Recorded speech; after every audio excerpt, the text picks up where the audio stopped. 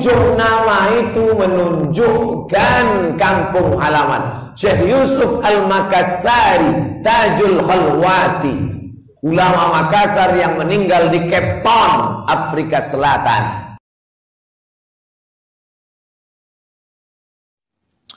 Bismillahirrahmanirrahim. Assalamualaikum warahmatullahi wabarakatuh. Syekh Yusuf Al-Makassari Tuan Tak Salamaka adalah ulama besar yang sulit dicari bandingannya. Selain seorang ulama sufi, beliau juga adalah seorang pahlawan nasional dua negara, yaitu di Indonesia dan di Afrika Selatan. Pemerintah Afrika Selatan menganugerahi gelar pahlawan nasional kepada Syekh Yusuf pada tahun 2005 karena ikut berjuang bersama masyarakat Afrika Selatan.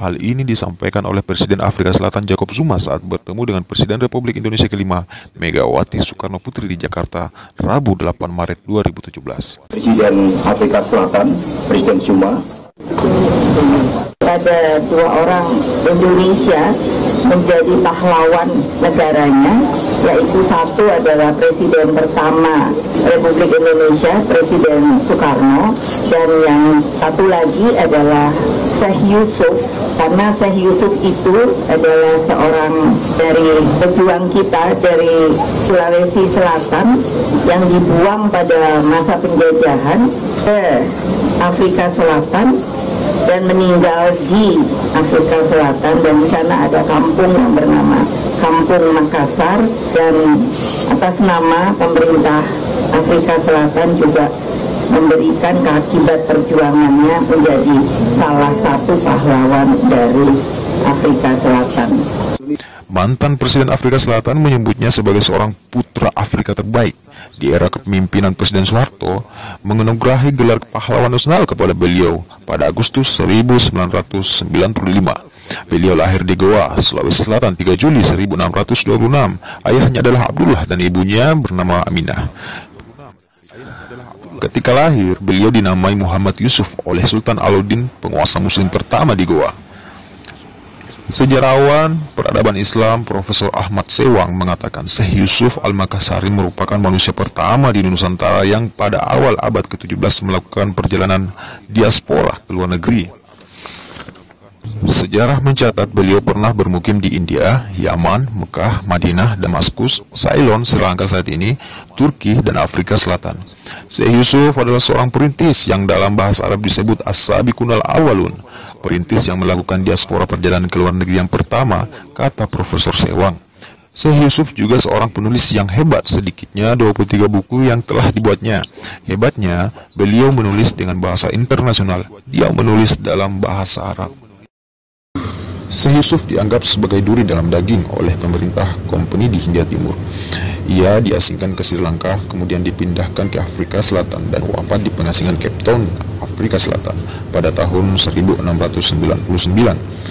Pada zamannya, abad ke-17, ia dikenal pada 4 tempat, yaitu Banten dan Sulawesi Selatan, Indonesia, Sri Lanka, dan Afrika Selatan yang berjuang mewujudkan persatuan dan kesatuan untuk menentang penindasan dan perbedaan kulit. Syekh Yusuf dibuang Belanda karena perlawanannya terhadap Belanda sewaktu di Banten. Penyebaran agama yang dilakukannya tidak lepas dari pemahaman tentang Islam yang diperolehnya dari belajar banyak tempat. Pada usia 18 tahun dia meninggalkan Makassar menuju Banten, setelah itu dia ke Aceh, dan seterusnya ke Yaman, dan kemudian ke Madinah dan Mekah, lalu ke Damaskus, Suriah, lalu ke Istanbul, Turki. Setelah 23 tahun belajar di seluruh tempat itu, sosok yang dikenal dengan nama lengkap Syekh Yusuf Tajul Al-Khawati Al-Makassari itu kembali ke Makassar pada tahun 1668 dan pergi ke Banten pada tahun 1671. Buka Adam Pilandor, Imam Masjid Nurul Latif, masjid yang berjarak beberapa meter dari komplek makam Syekh Yusuf. Ada catatan yang menyebut dia langsung ke Banten, tak singgah ke Makassar. Di Banten, dia menikah dengan salah satu anak Sultan Ageng Tirtayasa. Kemudian anak Sultan yakni Abdul Kahar melakukan perebutan tahta dengan bantuan Belanda. Seterusnya Sultan ditangkap dan Yusuf bergerilya di Banten. Selama masa gerilya itu dia tetap menyebarkan Islam dan dikenal dengan nama Maulana Yusuf.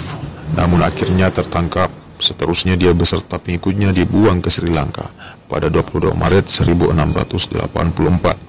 Dalam usia 58 tahun, di sini dia tetap berdakwah dan juga menulis beberapa buku. Belanda kemudian mengasingkan lagi ke tempat yang lebih jauh pada tahun 1693. Dengan menggunakan kapal The Voetbok, Yusuf beserta 49 pengikutnya dibawa ke Zandvliet yang sekarang bagian dari wilayah Cape Town, Afrika Selatan. Tetapi hanya 5 tahun di pengasingan ini, dia wafat pada 23 Mei 1699 dalam usia 73 tahun. Lalu dimakamkan di kawasan yang sekarang disebut Makassar, sekitar 35 km dari pusat kota Cape Town. Kini, makam Syekh Yusuf ini menjadi salah satu lokasi ziarah terkenal di Afrika. Dan masih banyak pengikutnya mendiami lokasi dari generasi Melayu Cape Town atau Cape Malay. Komunitasnya masih bisa ditemui di Bokap, tak jauh dari Long Street, Jalan Jaksanya Cape Town. Di Bokap ini berdiri salah satu masjid tertua di Afrika Selatan. Para keturunan Syekh Yusuf konon sudah mencapai keturunan ke-9, banyak dijumpai di Cape Town.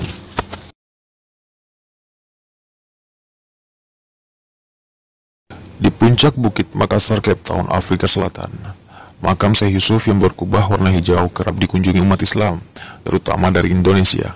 Makam ini jadi titik tolak kisah penyebaran Islam di Afrika Selatan hingga sekarang. Peziarah yang datang memang tidak setiap hari, namun rutin setiap bulan. Mereka umumnya ingin tahu lebih banyak tentang kiprah perjuangan yang dilakukan Syekh Yusuf dalam menyebar Islam di Afrika Selatan dan bahkan menginspirasi Nelson Mandela ini.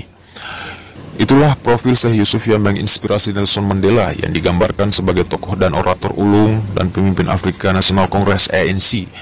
Ajaran Islam inilah yang ternyata menjadi inspirasi Nelson Mandela dan mendorong orang untuk melawan sistem apartheid.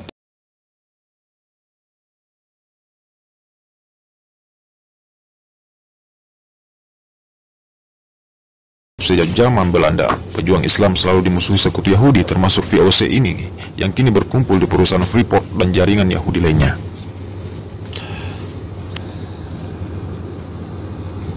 Terima kasih. Wassalamualaikum warahmatullahi wabarakatuh.